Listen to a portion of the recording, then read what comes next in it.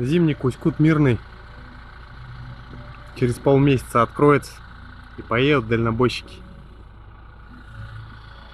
по этой дороге в Мирный, в Якутию, другие удаленные северные районы.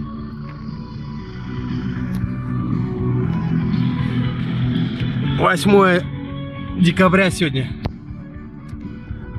Погода +3. Врет, конечно, но где-то -2 градуса сегодня. Поехали. Но перед открытием зимника мы поехали в обсерватор. Обсерватор — это обычная гостиница или отель, где ты должен провести несколько дней, не контактируя с людьми, которые живут простой городской жизнью, где они ходят на работу, в магазины, гуляют по улицам. Такое правило ввели в связи с коронавирусом, кто заезжает вахтовым методом на месторождение. Гостиница Европа. Так вот живут вахтовики в обсерваторе. Ты приезжаешь в заранее забронированную гостиницу твоим работодателем, заселяешься в свой номер и находишься в нем дня 3-4, с условием не выходить на улицу, если только покурить, и то в строго отведенном месте. В центре Иркутска у нас даже сейф есть.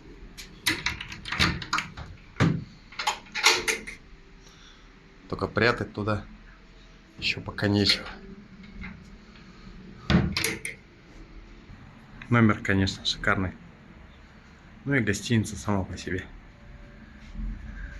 неплохая. Завтрак в обсерваторе. Манка, кусок хлеба, чай. А вот такое меню на обед.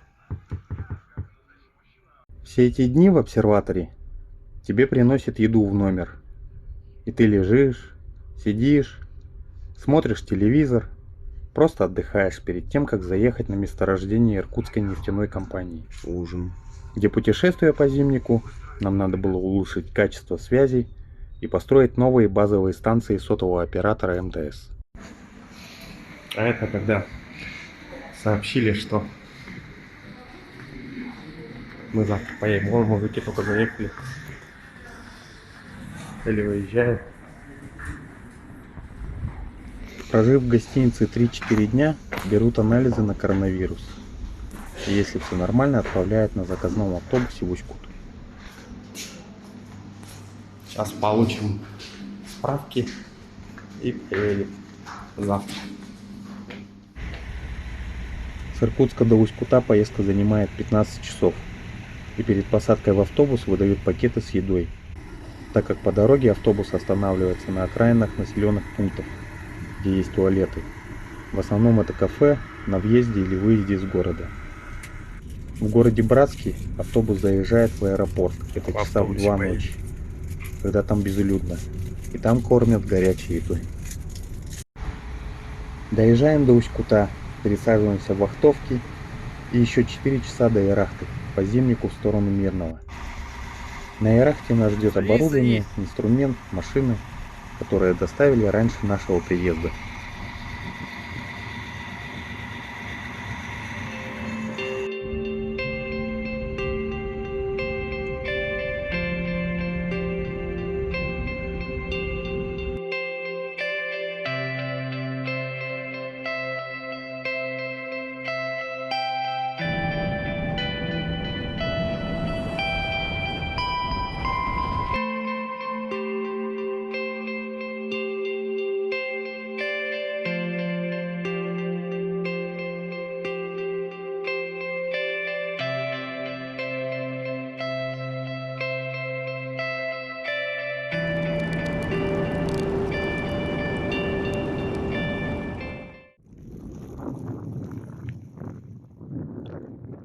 Вот этот большой громкоговоритель, как вы его называете, надо съестировать с другим громкоговорителем, который находится в 49 километрах отсюда.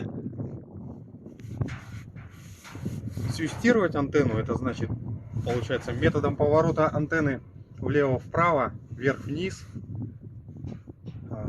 У антенны есть 3 луча, 2 боковых, 1 центральный. И вот свистировать это надо с той стороны антенна 1-2 метра, здесь 2,5 метра. И вот той антенны и этой антенны центральные лучи, чтобы попали в друг друга.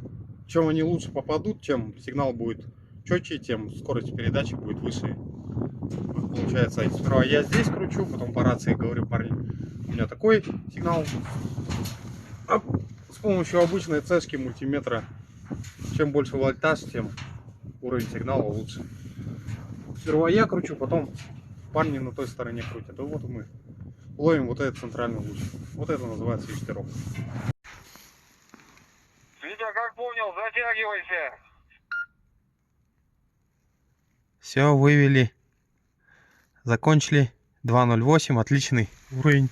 Отличный. Ну, вольтаж отличный. Парень где-то находится там.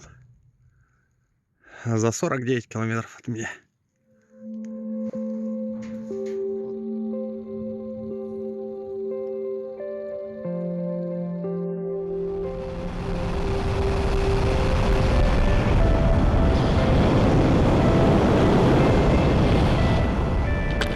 Чаек? Жракай.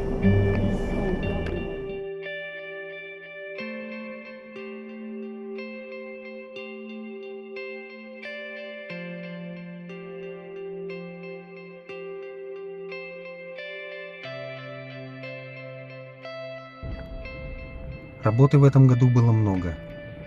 Путешествие по Зимнику. Работа появлялась то ближе к Усть-Куту, то за 450 километров от него. И в связи с пандемией, по требованиям и правилам Иркутской нефтяной компании, работая и передвигаясь по этой дороге общего пользования, мы не могли останавливаться и питаться на пикетах, так как находящиеся там люди не были в обсерваторах. Контактировать с ними нам было нельзя.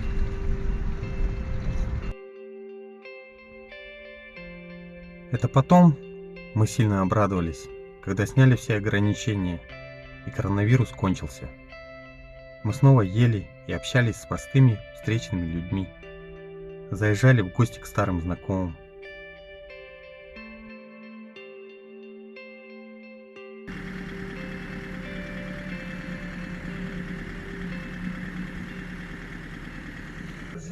Сыр с чесноком есть? Мы толком пожрать-то ничего не взяли, так что ешьте. Чай, Саша, лимон. Чай с лимоном? А проходите. Ты что там скажешь? Я ничего бурек с компотом на него будет собираю. То есть вот его считаете. Чебурек с компотом. А? 4 пузы? 2 хлеба? Сколько тут? Так, вот 3 штуки.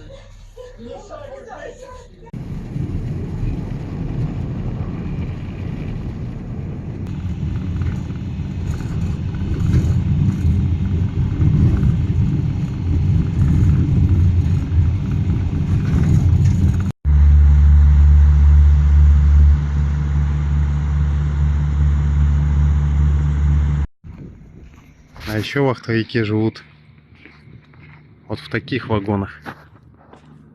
Сейчас покажу. Первый раз в таких вагонах. VIP-вагон, можно сказать.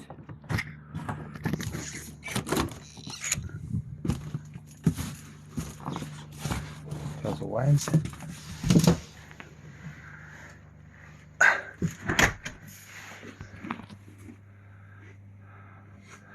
Заходим. Кухня. Стиральная машинка.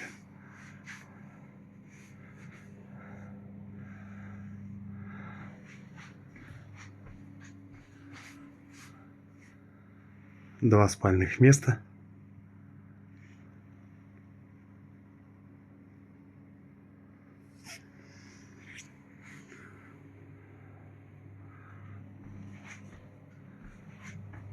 Какой это у нас? Нужник. только теплый. Шикарный. Раковина. Теплая вода. Ну, за вагоном, конечно, труба, сливная яма. Ну и самое интересное, что есть и в этом вагоне, это, конечно, зимой сауна. Тадам. Такое я ни разу не видел.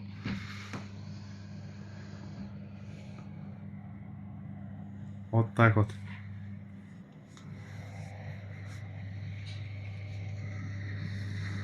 Стоит такой вагон 2,5 миллиона рублей. Вот так вот. Все удобства в одном вагоне.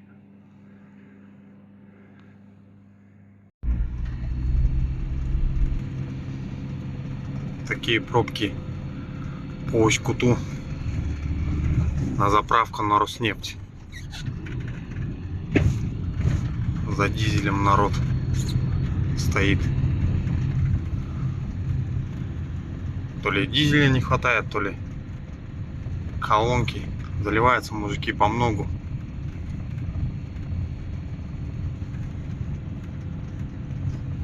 Колонки не справляются.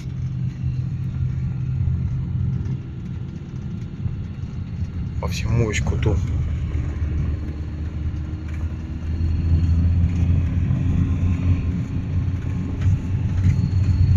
Кто с зимника, кто на зимник.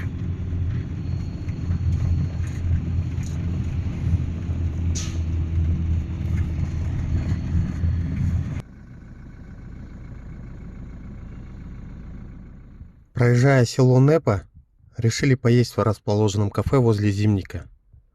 Цены тут выше, чем на пикетах в глубине тайги. Решили поесть и провести себе небольшую экскурсию по этому селу, которое основано в 1624 году.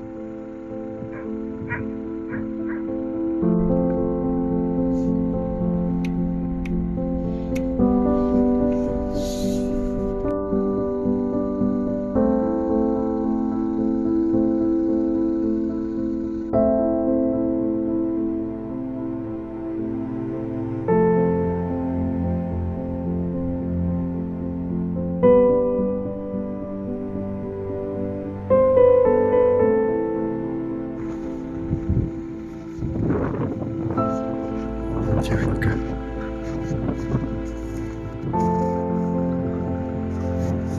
Улыбается даже.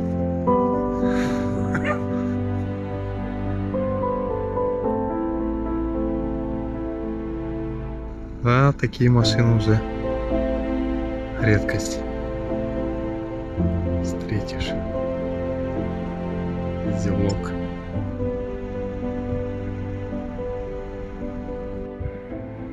Это, походу, баня вывозная.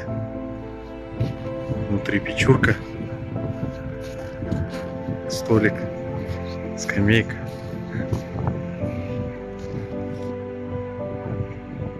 Прицепил с собой забуран.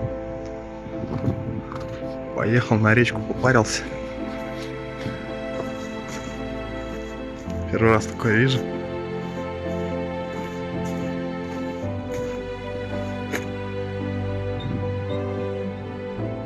Тоже какая-то штука.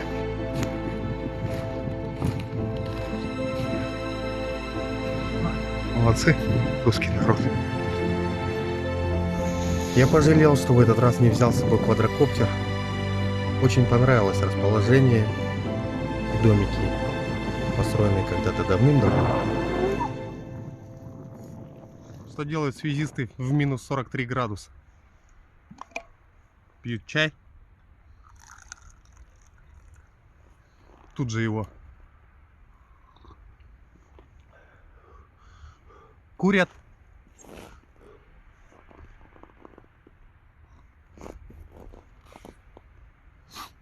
Ну и бросает в воздух